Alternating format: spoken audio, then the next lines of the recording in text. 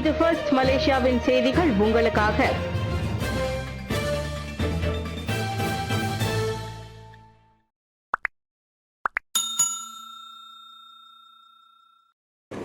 எங்களின் கோரிக்கை நிறைவேற்றப்படாவிட்டால் ராஜினாமா செய்யுங்கள்.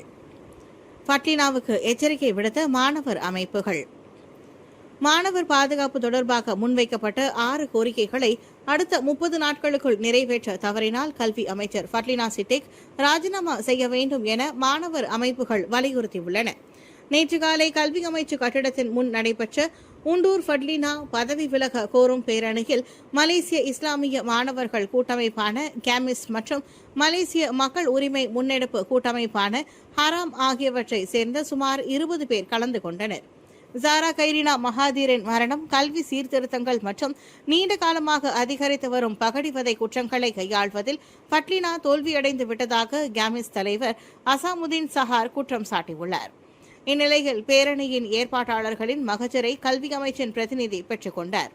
பள்ளிகளில் மாணவர்கள் மற்றும் ஆலோசகர்களுக்கு இடையிலான எண்ணிக்கை விகிதத்தை அதிகரித்து உளவியல் ரீதியான சமூக ஆதரவை வலுப்படுத்துதல், பகடிவதை தொடர்பான ரகசிய புகார்களுக்கு 24 மணி நேர ஹாட்லைன் சேவை வழங்குதல் மற்றும் ஆசிரியர்கள், விடுதி வார்டன்களுக்கு அதிர்ச்சி சம்பவங்களை கையாளும் பயிற்சி அளித்தல் போன்றவை கோரிக்கைகளில் உள்ளடங்கும். சக உறுப்பினரை மக்களவைக்கு வெளியே சண்டைக்கு அழைத்தேனா? பென்டாங் எம்பி மறுப்பு. கடந்த வாரம் ஜெலுத்தோங் உறுப்பினர் RSN ராயரை நாடாளுமன்றத்திற்கு வெளியே தாம் சண்டைக்கு அழைத்ததாக கூறப்படுவதை பென்டாங் உறுப்பினர் ஹவாங் ஹாஷிம் மறுத்துள்ளார். தமது கை செய்கை மற்றும் முகபாவனையை வைத்து அப்படி ஒரு வியாகியானம் செய்யப்பட்டுள்ளதே தவிர உண்மையில் நடந்தது அதுவல்ல என்றார் அவர். மக்களவைக்கு வெளியே யாரிடமாவது குத்து வாங்கும் அளவுக்கு மத விவரங்களை தொட வேண்டாம் என மட்டுமே தாம் ராயரை பார்த்து கூறியதாக அவர் சொன்னார். அவாங் ஹாஷிம் ராயரை சண்டைக்கு அழைப்பதாக கூறப்படும் வீடியோ வைரலாகி அதனை விசாரித்த சபாநாயகர் தான்ஸ்ரீ ஜஹாரி அப்துல் முன்னதாக மக்களவை கூட்டங்களில் பங்கேற்பதிலிருந்து அவருக்கு 10 நாட்கள் தடை விதித்தார். அவ்வுத்தரவை மதிப்பதாக கூறிய அவாங் தமது தரப்பு விளக்கத்தை முன்வைக்க வாய்ப்பு வழங்கப்படாமல் போனது ஏமாற்றம் அளிப்பதாக கூறிக்கொண்டார். ஊழல் வழக்கு விசாரணைகளை மக்களுக்கு நேரலை செய்யுங்கள். MACC அசாம்பாக்கி பரிந்துரை. நீதி பரிபாலன துறையின் செயல்பாட்டில் பொதுமக்களின் நம்பிக்கையை அதிகரிக்க ஊழல் விசாரணைகளை நேரடியாக ஒளிபரப்ப வேண்டும் என மலேசிய ஊழல் தடுப்பு ஆணையமான MACC-யின் தலைமை ஆணையர் தான்ஸ்ரீ அசாம்பாக்கி பரிந்துரைத்துள்ளார். சில தரப்பினர் சமூக ஊடக பதிவுகள் மூலம் நீதிமன்ற நடவடிக்கைகளை திசை திருப்ப முயலுகின்றனர். இது பல சிக்கல்களுக்கு வழிவகுக்கிறது. எனவே ஊழல் விசாரணைகளை நேரடியாக ஒளிபரப்ப அனுமதிப்பதன் மூலம் உண்மையிலேயே நீதிமன்றங்களில் என்ன நடக்கிறது என்பதை பொதுமக்கள் தெரிந்து கொள்ள முடியும் என அசாம்பாக்கி சொன்னார். இது மட்டும் நடந்தால் வெளிப்படை தன்மைக்கான அரசாங்கத்தின் கடப்பாட்டை பிரதிபலிக்கும் ஒரு நேர்மறையான நடவடிக்கையாக அது இருக்கும் என்றார் அவர். இவ்வேளையில் வெளிப்படைத்தன்மை மற்றும் நேர்மையை மேம்படுத்துவதற்காக நாட்டில் செயலாக்க நிறுவனங்களுக்கு சொந்தமான லாக்அப்களில் CCTV கேமராக்கள் பொருத்தப்பட வேண்டும் என்றும் அசாம் முன்மொழிந்தார். சில நிறுவனங்கள் பயன்படுத்தும் CCTV கேமராக்கள் மிகவும் பழமையாக இருப்பதாக கூறிய அவர், போலீஸ் லாக்அப் மரணங்கள் நிகழும் போதோ அல்லது ஊழல் தொடர்பான வழக்குகளிலோ சில குற்றச்சாட்டுகள் உருவாக அவை வழிவகுக்கும் என்பதை அவர் சுட்டிக்காட்டினார். கல்லூரி மாணவி தவணேஸ்வரியின் மரணத்தில் மர்மம், பகடிவதை காரணமா? விசாரணை முடிவு வெளியிடக்க ராயர். சேந்தூல் தனியார் கல்லூரி மாணவி தவணேஸ்வரியின் மரணம் குறித்த விசாரணைகளை போலீசார் விரைவுபடுத்த வேண்டும் என இந்திய நாடாளுமன்ற உறுப்பினர்கள் வலியுறுத்தியுள்ளனர். ஜெலுத்தோங் உறுப்பினர் RSN ராயர் தலைமையில் நேற்று மக்களவையில் நடைபெற்ற செய்தியாளர்கள் சந்திப்பில் அக்கோரிக்கை முன்வைக்கப்பட்டது.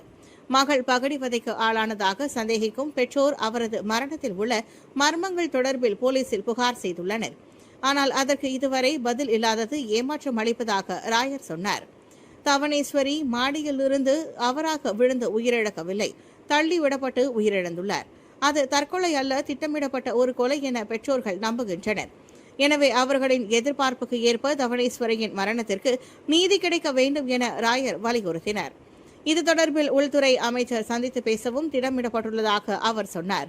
இவ்வேளையில் தங்களின் சமூக ஊடக பிரபல்யத்திற்காக டிக்டாக்கில் சிலர் தவணேஸ்வரி மரணம் தொடர்பில் தேவையற்றதை பேசி வருவதையும் ராயர் சாடினார். நோய்களின் வீரியத்தை இன்னும் கட்டுப்படுத்தும் கோவிட்-19 தடுப்பூசி சுகாதார துணை அமைச்சர். தற்போது வழங்கப்பட்டு வரும் கோவிட்-19 தடுப்பூசிகள் புதிய துணை மாறுபாடுகளுக்கும் எதிராக பாதுகாப்பை வழங்கும் திறன் கொண்டுள்ளதாக சுகாதார துணை அமைச்சர் டத்தோ லுக்கானிஸ்மான் அவாங் சவுனி தெரிவித்தார். அவர் கூறுகையில், சமீபத்திய கோவிட்-19 மாறுபாட்டால் ஏற்படும் அச்சுறுத்தலின் அளவு குறைவாகவும் முதியவர்கள் மற்றும் நீண்ட நாள் நோய்கள் கொண்டவர்களுக்கு அதிக கவனம் தேவைப்படுவதாகவும் அவர் தெரிவித்துள்ளார். சுகாதார அமைச்சு உள்நாட்டிலும் சர்வதேச அளவிலும் கோவிட்-19 நிலவரத்தை தொடர்ந்து கண்காணித்து வருவதாகவும் புதிய மாறுபாடுகள் மற்றும் துணை மாறுபாடுகளை கண்டறிய மரபணு வரிசை முறை நடைமுறைப்படுத்தப்பட்டு வருவதாகவும் கூறினார். மேலும் தடுப்பூசி செலுத்துதல் தன்னார்வ மற்றும் இலவசமாக தேர்ந்தெடுக்கப்பட்ட சுகாதார மையங்களில் வழங்கப்படுவது குறிப்பிடத்தக்கது. ஆபத்து மதிப்பீடுகளின் அடிப்படையில் சுகாதார அமைச்சு தொடர்ந்து சமீபத்திய தகவல்களையும் பரிந்துரைகளையும் வழங்கி வருகிறது. குறிப்பாக ஆபத்தில் உள்ளவர்கள் தடுப்பூசி பெறுதல், தனிப்பட்ட சுகாதார பழக்க வழக்கங்களை பின்பற்றுதல், இருமல் தும்மல் தடுப்பு நடவடிக்கைகளை கடைபிடித்தல், அறிகுறிகள் இருத்தல் ஆகியவை அல்லது கூட்டம் நிறைந்த இடங்களில் முகக்கவசம் அணிதல் ஆகியவற்றை பொதுமக்கள் பின்பற்ற வேண்டும். கோவில்கள் மற்றும் தமிழ் பள்ளிகளின் மேம்பாட்டு திட்டங்களை ரமணன் கண்காணிப்பார். இந்து கோவில்கள் மற்றும் தமிழ் பள்ளிகளின் மேம்பாட்டு திட்டங்களை மேற்பார்வையிடவும் ஒழுங்குமுறைப்படுத்தவும் தொழில் முனைவோர் மற்றும் கூட்டுறவு மேம்பாட்டுத்துறை துணை அமைச்சர் டத்தோ ஸ்ரீ ரமணன் ராமகிருஷ்ணனுக்கு பொறுப்பு வழங்கப்பட்டுள்ளது. இவற்றையும் உள்ளடக்கி இந்திய சமூக விவகாரங்களுக்கு பொறுப்பேற்குமாறு கருவூல தலைமை செயலாளர் டத்தோ ஜோஹன் மஹமூத் மெரிகான் வாயிலாக பிரதமர் டத்தோ ஸ்ரீ அன்வர் இப்ராஹிம் ரமணனுக்கு உத்தரவிட்டுள்ளார். இது தொடர்பான அதிகாரப்பூர்வ கடிதம் திங்கட்கிழமை அன்று தமக்கு கிடைக்கப்பெற்றதாக PKR உதவி தலைவரும் சுங்கைபுலோ நாடாளுமன்ற உறுப்பினருமான ரமணன் சொன்னார். அப்பொறுப்பு தொடர்பில் விரைவில் பிரதமருடன் கலந்து பேசிய பிறகு மேற்கொண்டு விவரங்களை வழங்குவதாக அவர் கூறினார். 2023 டிசம்பரில் தொழில் முனைவோர் கூட்டுறவு மேம்பாட்டுத்துறை துணை அமைச்சராக நியமிக்கப்பட்டதிலிருந்து இந்திய தொழில் முனைவோர்களின் பொருளாதாரத்தை வலுப்படுத்த ரமணன் பல்வேறு முன்னெடுப்புகளை அறிவித்து வருகிறார். வீடு புகுந்து 3 சீன நாட்டவர்களுக்கு 28 மாதங்கள் சிறை தண்டனை. கோலா பெர்லிஸில் உள்ள வீடொன்றில் கொள்ளையடிக்கும் நோக்கில் வீட்டினுள் புகுந்த குற்றத்தை ஒப்புக்கொண்ட 3 சீன நாட்டவர்களுக்கு நீதிமன்றம் நேற்று 28 மாதங்கள் சிறை தண்டனை விதித்துள்ளது. கடந்த ஜூலை 18ஆம் தேதி கோலா பெர்லிஸ் தாமான் புகிட் குபு கட்டம் 2இல் உள்ள வீட்டில் திருடும் நோக்கத்துடன் அம்மூவரும் புகுந்துள்ளனர். மூவரும் கைது செய்யப்பட்ட நிலையில் அவர்களை பிரதிநிதித்து எந்த வழக்கறிஞரும் முன்வரவில்லை என்பதால் நீதிமன்றத்தில் அவர்களை தண்டனை தளர்வு வழங்க வேண்டும் என கோரியுள்ளனர்.